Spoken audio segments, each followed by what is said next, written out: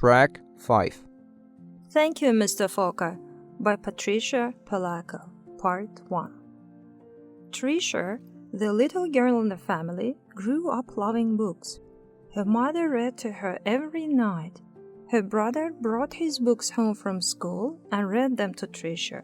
She often visited her grandparents, and they also read interesting stories to her. At the age of 5, she went to the kindergarten. Most of all, she wanted to read. Some of the kids in her class began to read, but not Tricia.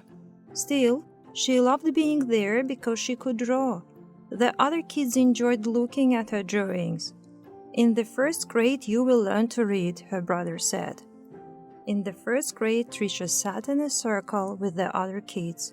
The other kids could read the letters and then the words, but Tricia saw only circles on the pages. She couldn't read.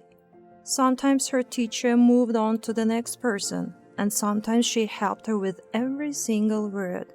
Months passed.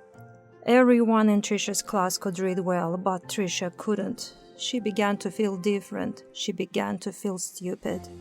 Reading was very difficult for Tricia, and numbers were the hardest thing of all to read.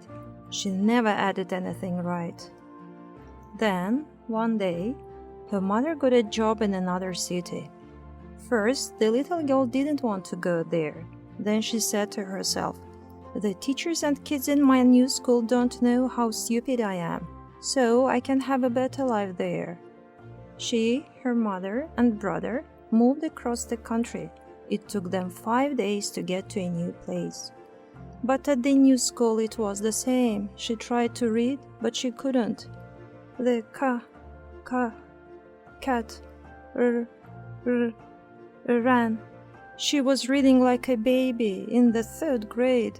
She was also very bad at math. She gave the wrong number every time. "Hey, stupid!" a boy shouted on the playground. "Why are you so stupid?" Other kids stood near him and laughed. Tricia felt very bad and started crying. Tricia didn't want to go to school. "I have a sore throat," she often said to her mother, or "I have a stomachache." She dreamed more and more, and she drew more and more. Tricia started the 5th grade. There was a new teacher called Mr. Fokker. He was tall and elegant.